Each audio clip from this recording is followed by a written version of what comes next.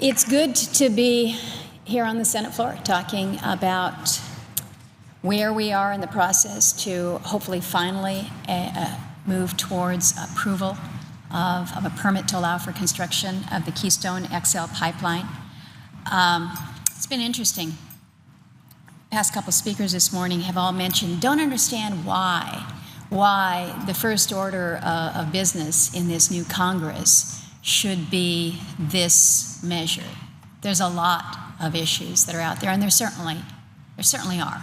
There always is. There will always be in the United States Senate. This is what we do. These are all weighty issues. But I will remind my colleagues that one of the reasons that we are moving early to the Keystone XL pipeline legislation is because in many ways this is a bit of unfinished business. It was just 6 weeks or so ago that we had this measure before us on the floor of the United States Senate.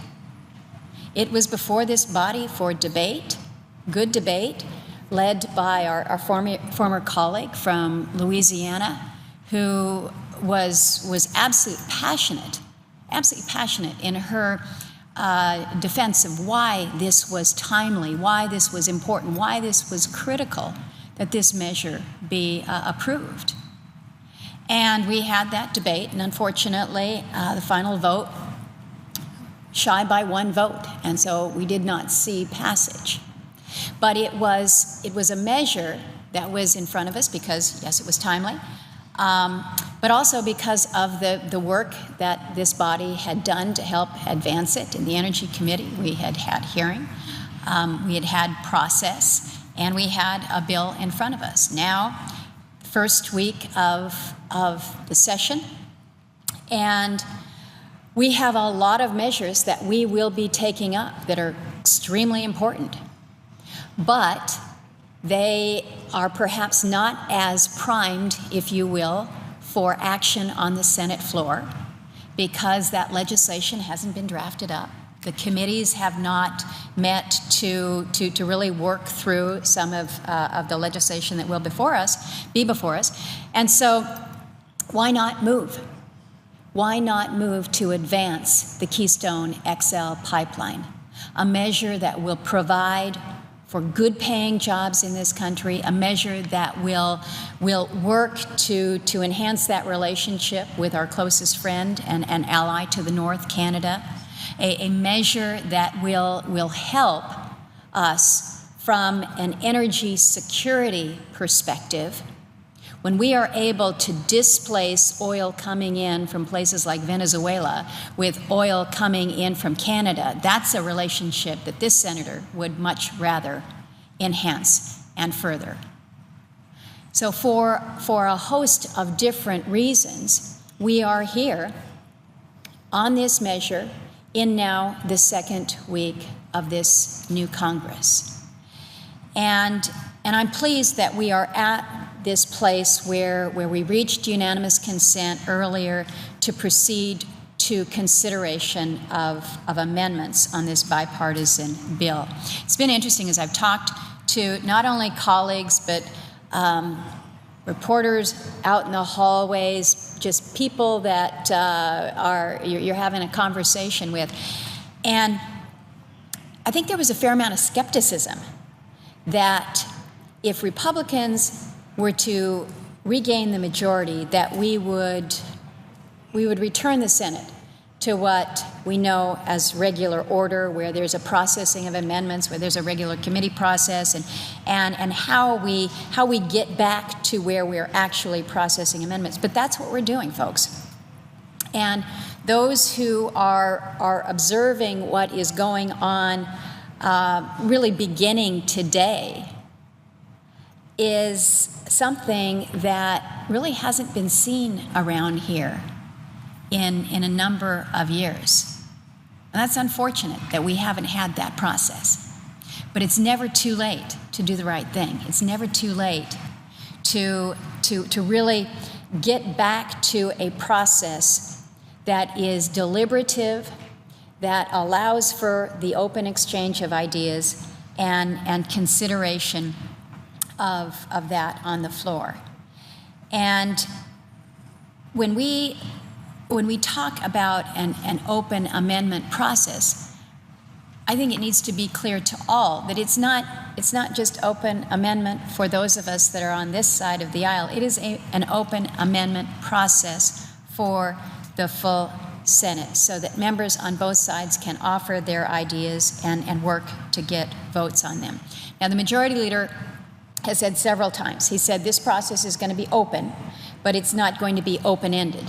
We're not going to be on this measure for a full year or even a full month, but we will be taking the time to do the deliberation that I think is important on this. And I think you've already got some people that are saying, oh, we're spending enough time on it. It's kind of a mixed message. You have those that are saying it's not timely, we shouldn't be taking it up, and then almost complaining that we've been on it now since last week. But I think it is important for members to know that we are expecting to see your amendments filed. We are expecting to see you come to the floor to bring those up, call those up. And I would encourage, don't wait until the last minute. Because again, to use the Majority Leader's words, this is not going to be open-ended. So let's get to our business and let's get it done. We do have 3 amendments that are currently pending before the body right now, but before I speak to each of those 3, I'd like to just very briefly address my support for the underlying bill from the perspective of Alaska and from being one who is immersed in Alaska's energy process and politics. I've heard from more than a couple of folks back home who've seen the debate and the discussion playing out, whether it's on C-SPAN or in the media, and I've been asked, I said, well, we understand that Keystone is in the national interest, we get that, but is it really in Alaska's best interest? And folks back home are a little worried right now. We're seeing oil at lows that we have not seen in years, sitting around $46 a barrel here today. It certainly had impact on our state's budget, dramatically so, and it's not just Alaska. I think we're seeing in other producing states the good news with the lower oil prices is kind of a double-edged sword for some. And so I think the questions that are being asked at home are legitimate, fair, and very important questions about, okay, how does this fit in with the Alaska piece? We've got a somewhat unique hit. Maybe it's not somewhat unique, but it's certainly grander in scale, with large-scale infrastructure projects, particularly energy projects of serious magnitude. We've got a world-class oil field in Prudhoe Bay, and the connector that the Trans-Alaska Pipeline provides from Prudhoe Bay down to Tidewater in Valdez, an 800-mile silver ribbon that bisects our state, is truly a modern marvel. And it has the Prudhoe Bay and the oil fields up there providing the resource that they have to Alaska. Again, you can have the resource, but if you don't have the infrastructure to move the resource, it doesn't do your state much good, doesn't help your economy, doesn't help fund education if you can't move it to market. But as I mentioned, Alaskans are a little bit nervous right now. There was a New York Times article recently that described kind of what's happening in Alaska. The journalist described it as economic anxiety that hangs over the state. And it is because, again, we're seeing a drop in price per barrel for oil.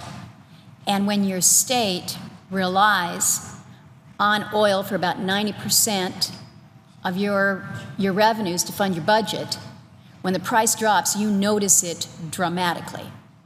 But there's one way that you can deal with the variations and the variables in price, and that's if you have sufficient production. And that's where Alaska is suffering from this economic anxiety, because our oil production, which was over 2 million barrels a day, has dropped precipitously over the past couple decades. We're now talking about an oil pipeline that is less than half full. So what does that mean to a state like Alaska? When your artery for your state's revenues is not pumping to the level to which you would hope. And we are in that place right now, where as a state, we're looking at what can we do to make a difference when it comes to production. Because we will have price variables. As long as OPEC is in play, there will be those price variables that we're not able to affect as much as we would like. We've got the resource. We've got about 40 billion barrels of oil, nearly 40 billion estimated barrels of oil in our federal areas, and this is offshore in the Chukchi and in the Beaufort, on our coastal plain, within the NPRA. We're not looking at a situation in Alaska where we are running out of oil or about to run out of oil. Our problem, straight up, is our limited ability to be able to access it. The holdback that we get, the pushback that we get from our own federal government, the policies that keep us from being able to access that resource, this has been our challenge. Now back to the Keystone XL pipeline. The Keystone pipeline, it's not going to be carrying any Alaskan crude. Don't get a mixed message here. We've got a pipeline for that. We've already built it. It's just waiting to be filled back up. So our need isn't infrastructure in Alaska, but really permission, consent from the federal government to access our lands, access our waters, to achieve that energy potential. So when I'm talking to Alaskans about the imperative for Keystone and how it intersects with Alaska, there's a couple messages here, and the first one is a pretty simple one. There's plenty of demand within just the United States for all of the oil that Canada can produce and all of the oil that Alaska can produce all at the same time. The demand is there. Even with the surge that we have seen coming out of the Bakken and just the increased amount of production that we have seen domestically in this country, we're still continuing to import that oil. So again, if we can rely more on us, better for us. The worldview that supports the construction of Keystone XL is the same one that leads to new production in my state of Alaska. And that's the recognition that affordable energy is good. I mean, this is kind of my mantra, if you will. I keep advertising. I've got a bumper sticker that says energy is good. Affordable energy is good. And the understanding that low prices result when world markets are well supplied, along with the desire to achieve North American energy independence. And this is something that I feel very, very strongly about.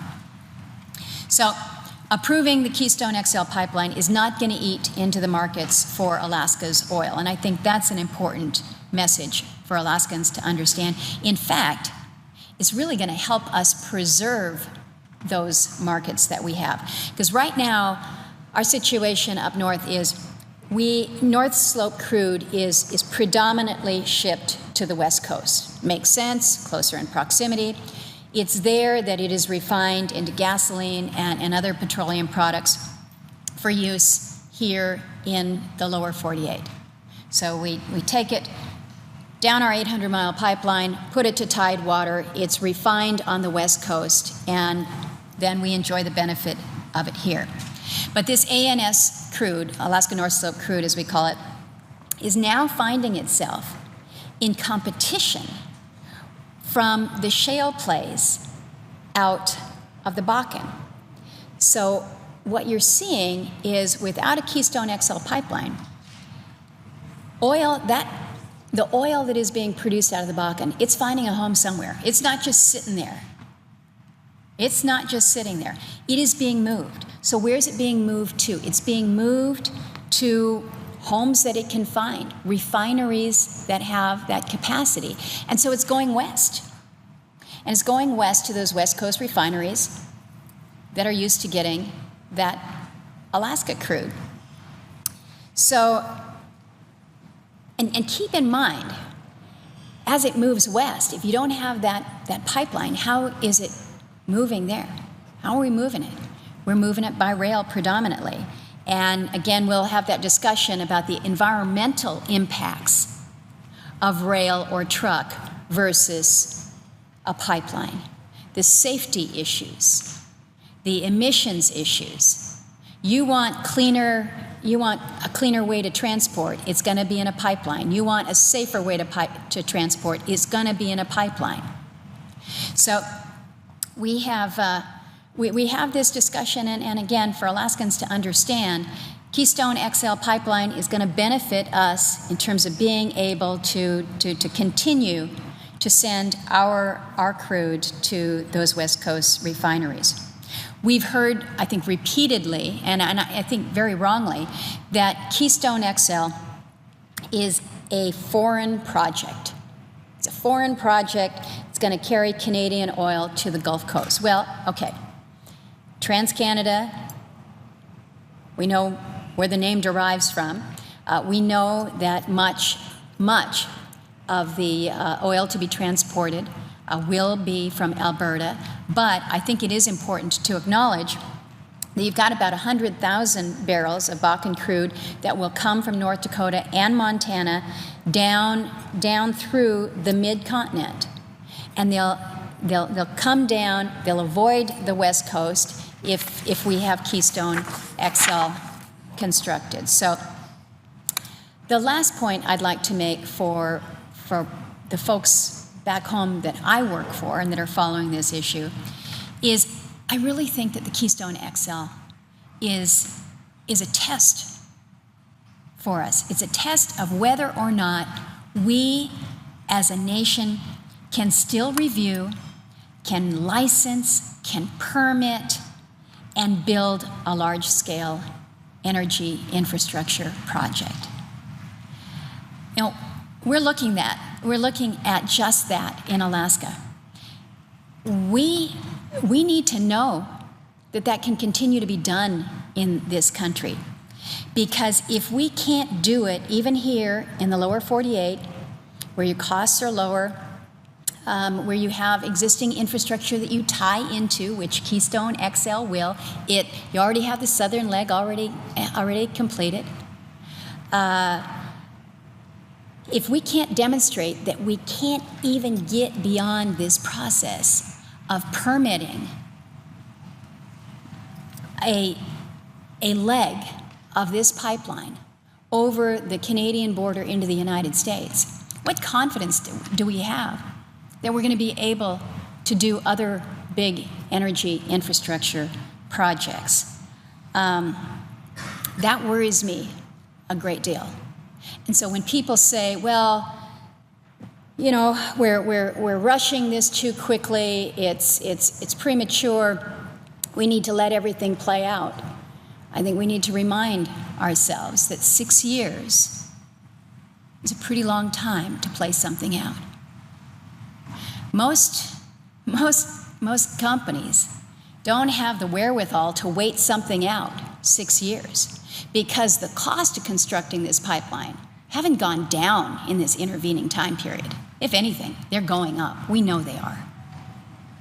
So we're working on the Keystone XL pipeline right now, but it's just the first step of many that I believe we need to take to do in order to improve our energy policy. So I'm going to be continuing my conversation with members to explain how in my state we've got an awful lot to offer our country, whether it is increasing the flow in our Trans-Alaska Pipeline, getting our production up so that we are not half full, but that we are full up, and we can share that with people throughout the country.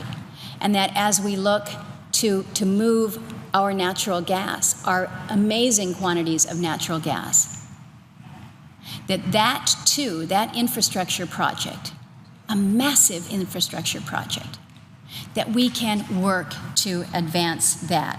We've got so much to offer the country coming out of Alaska, but we need to have the chance and the opportunity to do so. Our pipeline up north, it's already built. It was completed just after I got out of high school. In fact, I was privileged to be working up in Prudhoe Bay at that time and see what actually happened out there in the oil fields. It has operated successfully, safely, and efficiently for decades. It has far surpassed what we believed we would be able to ship through that lines. But it remains surrounded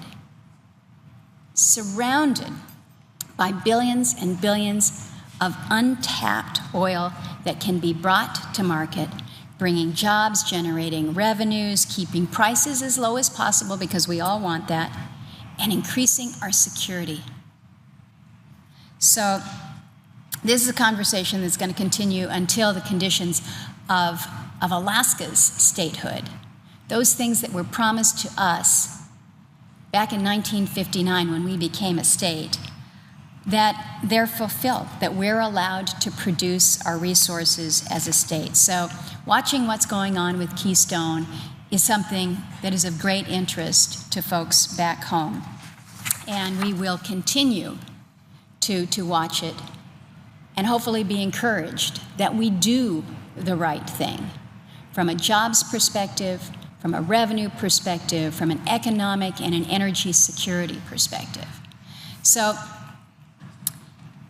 I wanted to take a little bit of time this morning. We've got 3 amendments that are pending, and I was privileged to be sitting in the chair a little bit ago where the junior senator from Massachusetts spoke to his amendment. This relates to export from the Keystone XL pipeline. Now, my colleague from Massachusetts is not from a big oil-producing state, as I am, but I think it's fair to say that his is a state where they care a lot about the costs of energy. And, you know, they've got cold winters, they've got infrastructure challenges, absolutely. They've got other issues as they relate to energy, and I appreciate that. But it's important to understand what my colleague's amendment would do. It would specifically prohibit the export of oil that's brought into the United States through the Keystone XL pipeline, as well as the export of the finished products made from that oil. So it's not just the raw crude that's put into the line, it's what goes down to the refineries there in the Gulf Coast, refined into product, whether it's diesel or other product, and prohibit the export of that. So basically, it's a full-on, flat-out, you can't have any aspect of it, any drop of that leave this country. And it essentially says that every ounce of this new resource, this Canadian resource, will be brought into this United States, and it will stay here. And my colleague has raised the concern that the United States shouldn't be kind of that pass-through entity He used the terminology that it's kind of like a straw from Canada down to the Gulf and then out the back end there. The president, in a comment, used the term conveyor belt. The United States shouldn't be that conveyor belt. And the argument is that we shouldn't just be this pass-through where Americans get none of the benefits. Well, you know, if we didn't get any of the benefits, I think we should be talking about that.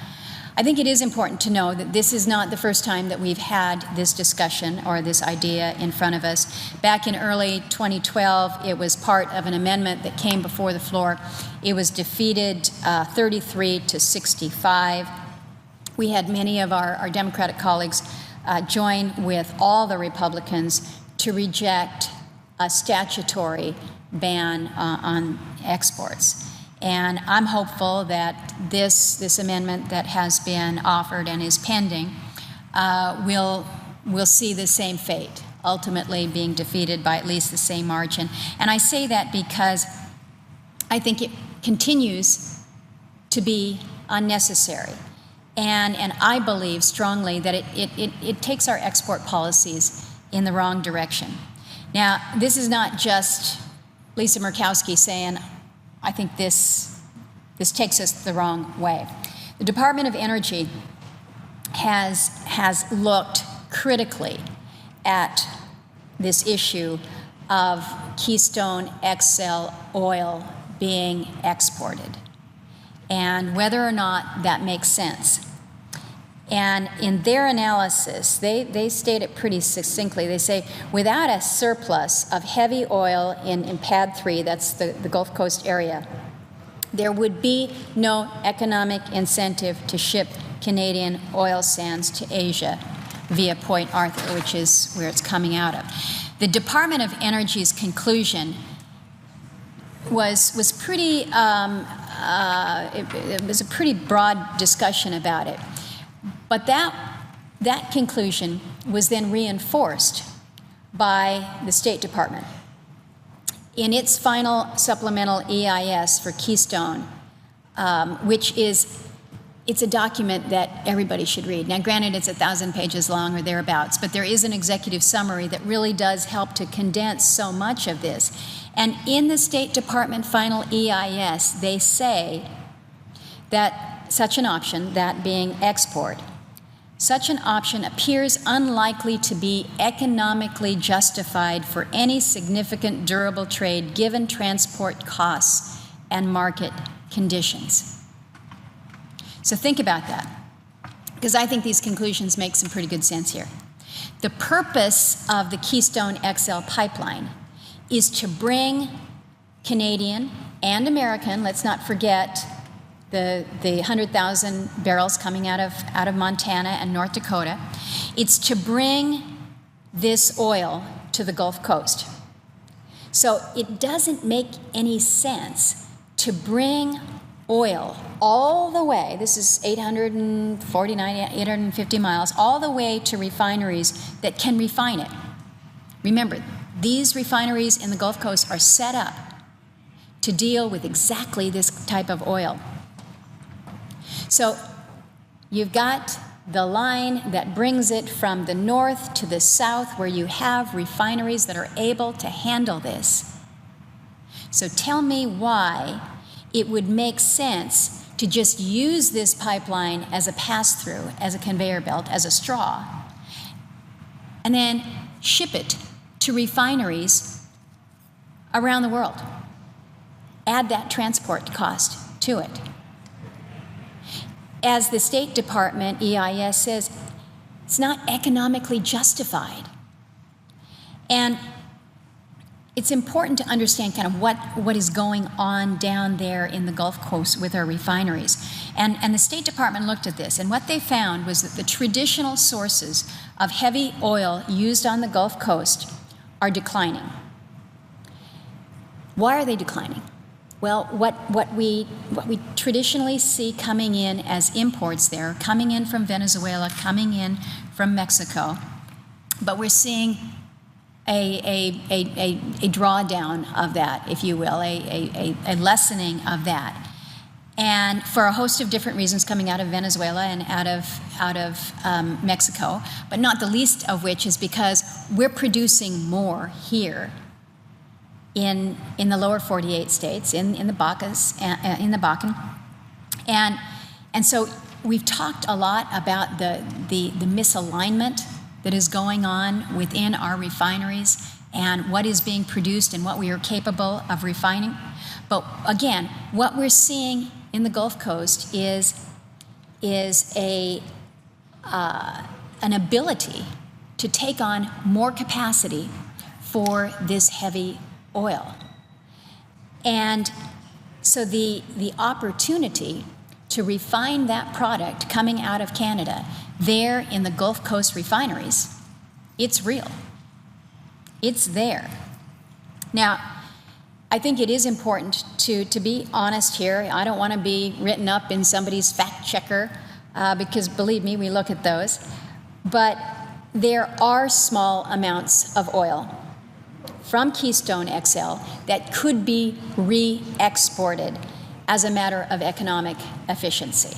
But that shouldn't get everybody all excited here or reason to panic. It may come as a surprise to some, but the re-export of Canadian oil that is not commingled with the domestic crude is already completely legal.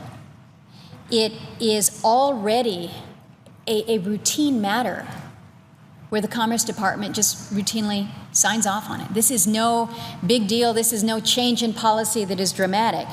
The Obama administration has already approved dozens of licenses to re-export crude oil all across the world.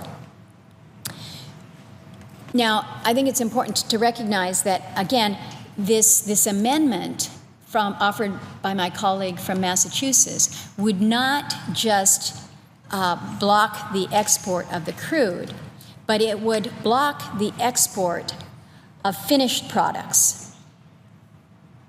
As he said, it would be everything. It would be the crude, and it would be everything that then is produced. Every bit that we have, he would have stay here. But blocking the export of finished products would be a reversal of existing law and current practices. And think about it, just from a practical perspective. How do you enforce this? Really, how would you realistically enforce this measure of diesel that came from this refinery, from this pipeline here in the lower 48, that you can go ahead and export, and this is what we do. I mean, it's not any great state secret, but we move our refined products, and we do so in a significant way to the benefit of our nation.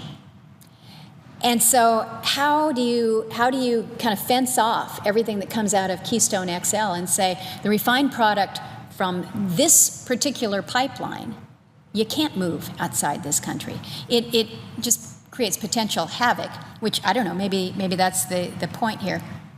But I do think that the Senate should recognize that this amendment is not going to improve this bill. I don't think it will change anybody's mind. I don't think it's going to bring new support. I think it's meant to just kind of poison the well here, and perhaps ensure that this pipeline's never going to be built, and that it can't operate. So I would encourage my colleagues, look at a couple different documents here. I mentioned the final supplemental environmental impact statement that the State Department did. It is an important read for the analysis, the critical analysis that went into it. And I have cited those areas where they speak specifically to the impact of the export. But there are others that have reviewed not only that, but other documents, other outside facts. I mentioned that President Obama had made reference to the conveyor belt theory, or tagging Keystone XL as being a conveyor belt for the oil. He made that statement when he was over in Burma in November. And his specific words were, "This would provide the ability of Canada to pump their oil, sending it through our land down to the Gulf, where it will be sold everywhere else." So the fact checkers got on President Obama for that and did a pretty good analysis. I felt a pretty good analysis, laid it out in clear English, and ultimately decided that the president was going to be awarded 3 Pinocchios for that statement, which is Pinocchios. For those who aren't familiar, if you've made a significant factual error or obvious contradiction, you get 3 Pinocchios. But it wasn't just the Washington Post and Glenn Kessler that did this assessment. We also had another fact check coming out of PolitiFact, and they also rated that statement mostly false on its truth-o-meter. And I will submit both of these fact checks to the record, asking unanimous consent for that. But without objection. But again, Mr. President, I think it's important to be looking to a full understanding of what we're talking about when we talk about the export of Keystone XL and the imperative that in order for something to work as the senator from Massachusetts has suggested, that we're just going to be this pass-through, it has to make sense for those who are moving this product. There's got to be economic justification at the other end.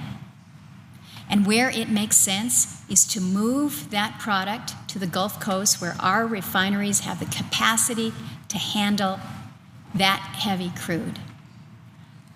Turn it into product there, continue to create those jobs within that region, and advance. So I'm not going to be supporting Senator Markey's amendment. I think that that's obvious from my statement, but I do think that it was important to just give some of the background there, and I would commend to colleagues some of these articles that I have referenced.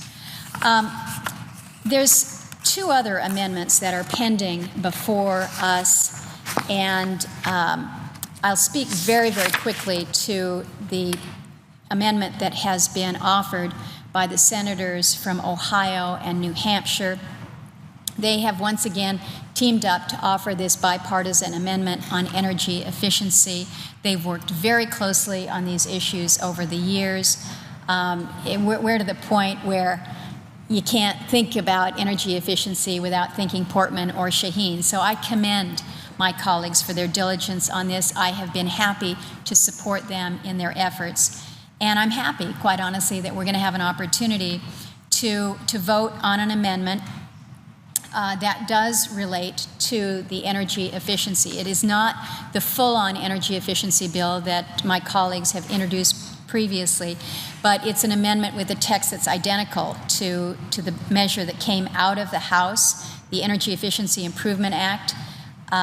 This is a bill that moved through the House 375 to 36 during the last Congress towards the end.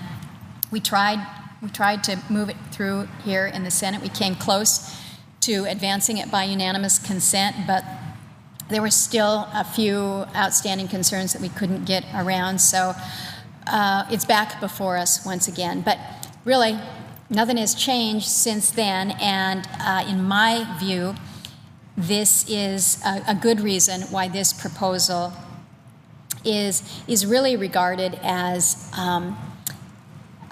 important, non-controversial, it's cost neutral, it contains 4 provisions one of which is extremely time sensitive.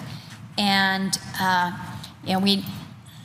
sometimes people don't want to get down into the weeds of certain aspects of what we're dealing with. The time sensitive provision that we're dealing with is these federal energy efficiency standards related to water heaters, where we have a consent decree from back in 2010 that our water heater manufacturers have until April 16th of this year, so exactly 3 months from today, where they have to meet these revised minimum efficiency standards from DOE. But the problem that we've got here is that DOE's standards effectively ban production of these grid-enabled water heaters that many of our rural co-ops use for electric thermal storage or demand response programs. So instead of saving energy, these revised standards now threaten to actually work against these goals. So you've got a bizarre unintended consequence here.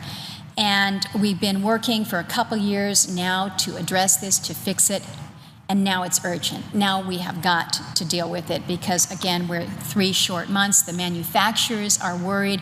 What's the Congress going to do? Is it going to be resolved? Should I be building any of these?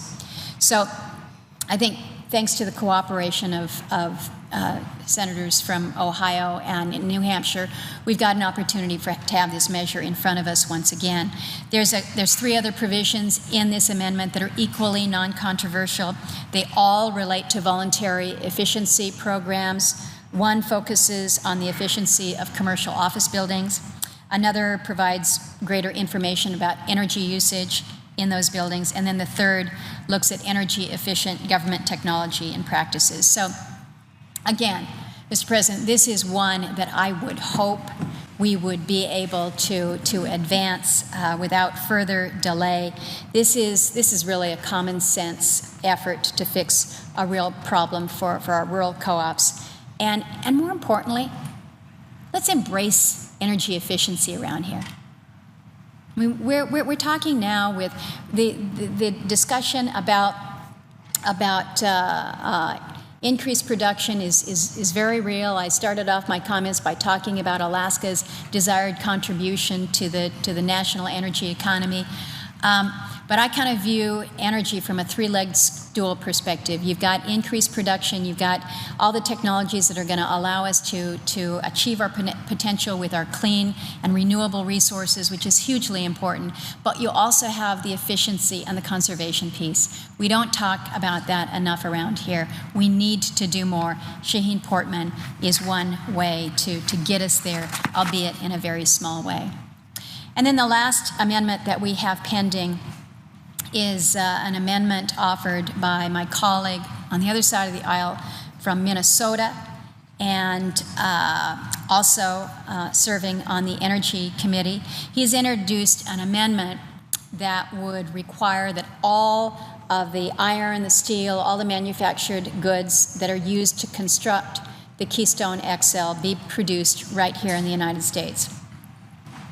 And I think all of us want to do all that we can, certainly, to encourage more jobs and job creation here in this country, and to put in place policies that would allow us to do so. And I do appreciate that Senator Franken's amendment inserts language in the amendment that allows, or I guess it avoids, a conflict with our international trade agreements, because we know that could have really threatened the bill. It would actually have given the president real reason to threaten to veto this bipartisan bill, but they have addressed that within the amendment. I also appreciate that the amendment allows the president to waive the requirements for American materials based on findings that he makes. So that's language that's included in it. But I have to tell you, Mr. President, we're sitting here at 2,310 days. 2,310 days since the initial cross-border application was submitted for this project. I was reminded that when the initial application was first presented, the president was then Senator Obama.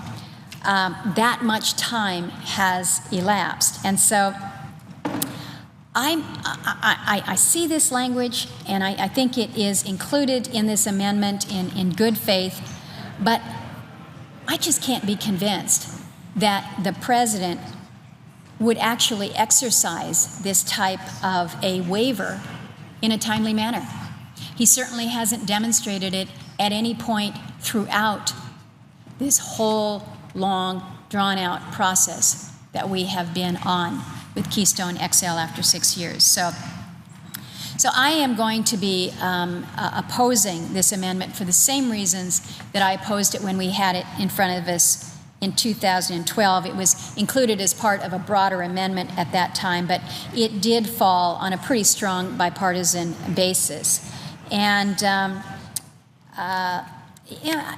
these are important issues to be thinking about and considering. And I did take good time to review this. But again, I think all of us want to do more to encourage jobs, production, job creation. I buy American and I buy local wherever and whenever I can. I strongly support the use of American materials in American projects, whether it's in my state or around the country. I know that you probably do as well. The senator from Minnesota does as well. But in considering whether we here in Congress should mandate specific materials for the Keystone XL pipeline, I have come down on the side that we should not mandate that. And I think we need to look at several things. First off is the commitment that has been made to buy American without any sort of mandate, without any requirement coming out of Congress. Fully 75% of the pipe from this project is going to come from North America. That's the commitment that's been made. And I understand that more than half of that, it's about 332,000 tons, is going to come from Arkansas alone. So again, Mr. President, this is a commitment that has been made to ensure that America does derive benefit, that we do see those direct and indirect, those induced jobs. And so when you make a commitment, you say, hey, we will pledge a full 75% of the pipe for the project is going to come from North America. I think that's important. And it was important enough that TransCanada announced this 3 years ago. So this is not just something that they've decided, in order to help facilitate this, we're gonna say 75%. They've made this commitment a while ago. Now, here in Congress, we passed the Buy American Act, and that act specifically is applied to projects that are federally funded. But keep in mind here, when we're talking about Keystone XL, this is a private project. Keystone XL gets no subsidies. It will receive no taxpayer dollars. It will be built to the government specifications. And we've seen that when you look to that final SEIS, where the additional mitigation measures that are required once the permit is approved, it will be built to government specifications.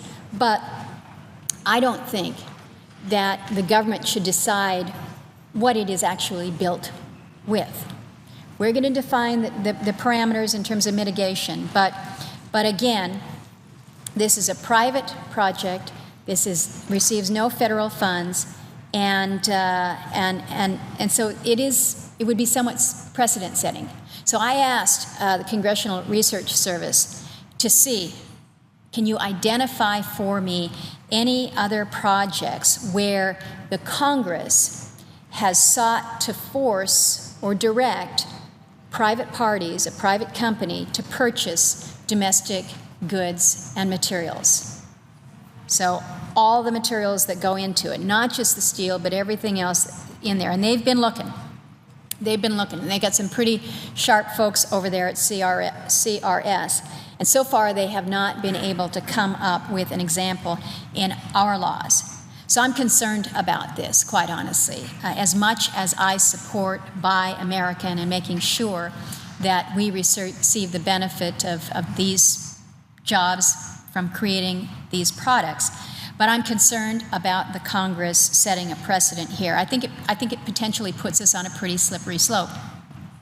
So if we're going to set the precedent here for Keystone XL and say, well, you got to do it for pipelines, why wouldn't we do it for other energy sources?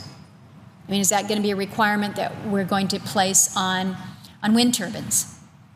I know some of my colleagues in some states where they're manufacturing good made-in-America wind turbines, and I'm all over that, but is that a policy that we're going to take on where we're going to say, nope, it's an important industry, it's an important sector, and so we're going to require it be all made in America? If that's the case, why not on our vehicles, on our autos? Why not everything? Yeah, I worry about that. I worry about the precedent. I worry about kind of where we go beyond Keystone XL if that's the requirement. And I think it's also important to listen to industry's perspective on this position. The American Iron and Steel Institute have been a huge supporter of Keystone XL for years now, and they've got, I think it's about 19 different member companies, major producers like U.S. Steel. They've got 125 associate members. And on January 8th, when we came, well, actually it was when the right after we came into session, before this amendment was even filed, the American Iron and Steel Institute sent every one of us a steelgram reiterating their support for Keystone XL. And their letter is pretty definite. They're not nuanced about it. They say it is essential that Congress act to ensure the approval of the Keystone XL pipeline without further delay. So I think we should listen to those words. Those words aren't coming from TransCanada. They're not coming from an oil company. They are coming from associations and workers around the country who believe earnestly and honestly that construction of this pipeline will be good for this country. It'll be good for these families. So let's listen to them. And let's agree that 2,310 days and counting is more than enough time to make a decision. We saw the Supreme Court of Nebraska come out with their determination that the decision that had come out of Nebraska was not unconstitutional, so kind of clears away that excuse, if you will, or that reason to say we can't move forward. There's really nothing holding up a decision at this point in time other than the president's unwillingness to do so. So I think if we want to move forward, provide good jobs, and we've had the debate about how many jobs are really created. Is it the 42,100 that the final SEIS states in terms of direct and indirect jobs? Is if you want to just focus on the permanent jobs, that is definitely a much lower number, 35 to 50 permanent. But you know what? When you build something, the opportunity for good, honest work, for well-paying jobs, for welders, for truck drivers, for operators. People are looking for an opportunity like this. They want to be part of building something. I can tell you in Alaska, when we're debating how we're going to move our natural gas to market and how we're going to build this natural gas pipeline that will move this, nobody is saying, we can't build this because it's only going to be temporary construction jobs. That's not what they're talking about. They know that there is benefit there. And they're hoping that they're going to be part of that benefit.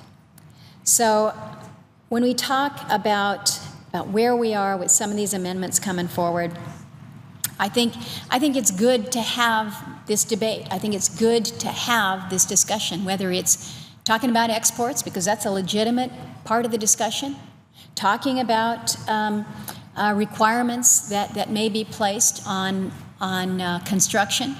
But I think we have to remember, we are not the zoning board here in the Senate or in the Congress. This bill doesn't have anything to do with siting. We are not determining the route. That is what the states do, and rightly so. What this bill does, what this 2-page, 400-word bill does, is approve the issuance of that that permit to allow for construction. But we are not the ones that is determining this is the way the line goes. And I would urge colleagues, look critically at the language, see exactly what it does. Understand that when we are talking about the benefits and burdens of a pipeline, it is true. Pipelines are not 100% fail-safe. Not much that we build is 100% fail-safe, but what we try to do at every turn, at every opportunity, is to make it as close as possible. But when you look from a safety perspective, from an environmental perspective, the safest and the most environmentally sound way to move this oil is in a pipeline. It's not putting it in rail to other parts of the country. It's not putting it on the roads, as we're seeing. And those are the options right now, Mr. President, because whether or not people in this body or across the chamber here object, Canada is accessing their resource. They are accessing their resource, and they will move their resource. And right now, the way that they're moving it is in a way that, quite honestly, adds to emissions, has greater potential for a spill, for an environmental incident. So I'm looking at it from the perspective of Canada is going to move that. They have made that very clear. In fact, there was an article just yesterday, actually it was a couple days ago now, out of the Wall Street Journal, and it's talking about the impact of lower oil prices and the impact on what is happening in Canada as an oil producer. Are they slowing down their production in response to lower oil prices? Absolutely not. What we're seeing is almost I don't want to describe it as doubling down, because that's an inaccurate phrase, but what we're seeing is continued effort within Canada to access their oil resources. And some of the statements that are made by some of the Canadian oil companies, I think are really quite telling.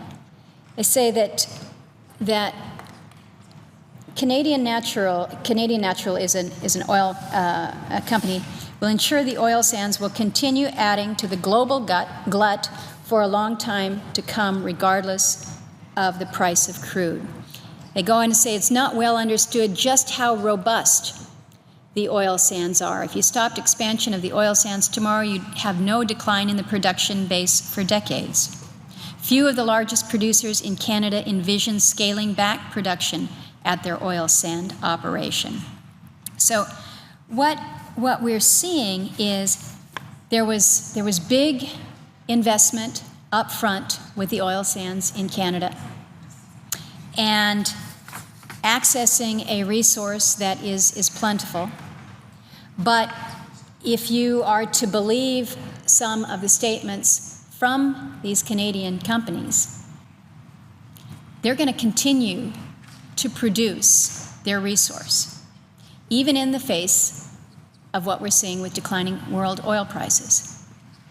So if Canada is going to continue to produce, how is that product going to be moved? I would rather it be moved safely through a pipeline, with fewer emissions through a pipeline, and to a part of the country where we are set up to accommodate that resource in our refineries so that we can refine that product to our benefit.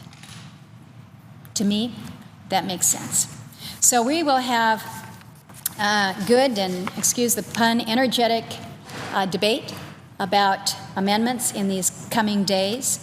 I think you can see from my comments, we're going to have some amendments that I like and some that I'm not supporting. But what I am looking forward to is the fact that we are at a point that we're describing as regular orders, going to be voting on amendments, perhaps quite a few, as we move towards final passage of this bipartisan bill. And I look forward to the exchange that we will have. With that, Mr. President, I thank you for your attention, and I yield the floor.